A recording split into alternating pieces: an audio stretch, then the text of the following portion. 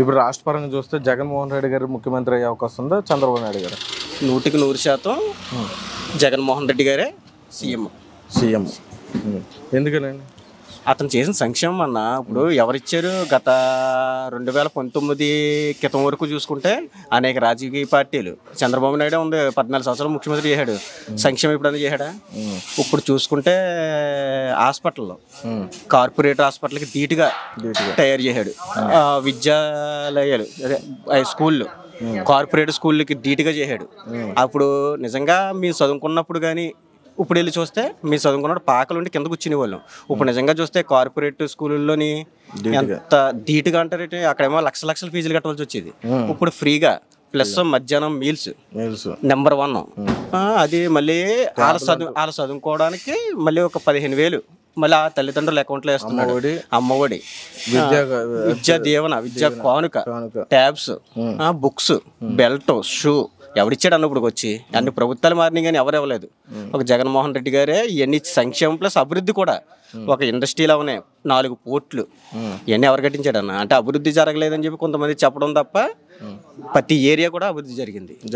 దానివల్ల సీఎంగా జగన్మోహన్ రెడ్డి వస్తాడు. ఇప్పుడు మరి వీళ్ళు ఇప్పుడున్న ఈ రాజకీయ పరిస్థితుల్లో పవన్ కళ్యాణ్ గారు కానీ ఒక పక్క చంద్రబాబు నాయుడు కానీ కూటమి అనేది ఏర్పడింది. ఈ ప్రభావం ఎంతవరకైనా ఉంటుంది అంటారు? అంటే కూటమి ప్రభావం ఉంటుంది అని చెప్పడానికి మనమే ఆలోచన చేయొచ్చు అన్న. ఒక్కడిని ఎదుర్కోవడానికి ఒక్కడు బలవంతుడు అయితేనే కదా అందరూ ఏకమవుతాం. అందరూ ఎందుకు ఏకమయ్యారు? ఇతను బలవంతుడు, ఇతను కొట్టాలని. కానీ ఎవరు నమ్మరన్న. ఎందుకంటే 2014లో సేమ్ కూటమి బీజేపీ, టీడీపీ, జనసేన.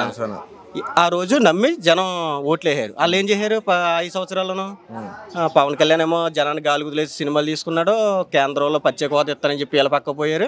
చంద్రబాబు నాయుడు ఎన్నో హామీలు ఇచ్చి 600 చిల్లర హామీలు ఇచ్చి అందులో ఏది కూడా ఫుల్ ఫెజర్గా చేయలేదు.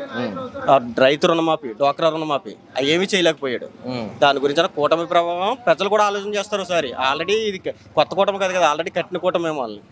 అదన్న. సో మళ్ళీ జగన్మోహన్ రెడ్డి కంపల్సరీ మళ్ళీ జగన్మోహన్ రెడ్డి వస్తారు అన్న. మీ నియోజకవర్గంలో ఒక పక్క వైఎస్ఆర్సీపీ పార్టీ నుంచి ఏమో డాక్టర్ సూర్యనారాయణ రెడ్డి గారు, ఒక పక్క ఏమో రామకృష్ణ రెడ్డి గారు బీజేపీ పార్టీ పోటీ చేస్తారు. ఇద్దరు ఎమ్మెల్యేగా గెలిచే అవకాశం ఎవరికి ఉందంటారు? సూర్యనారెడ్డి గారికి ఉందన్న.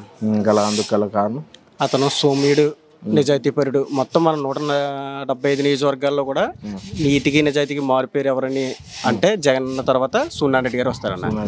అది సౌమ్యుడు ప్లస్ ప్రజలకి ఎప్పుడు అందుబాటులో ఉండి ప్రజా వైద్యుడు. అతనికి 10 రూపాయల డాక్టర్ గారు అని చెప్పి ఇప్పటి నుంచో పేరు.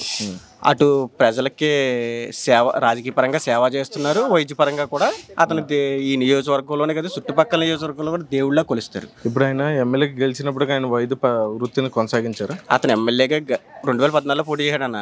ఓడిపోయినప్పుడు ప్రజా సేవతో పాటు ప్రజా వైద్యుడి కింద ఉన్నాడు. నగ్గిన తర్వాత కూడా ప్రజా వైద్యుడు, ప్రజా సేవకుడు.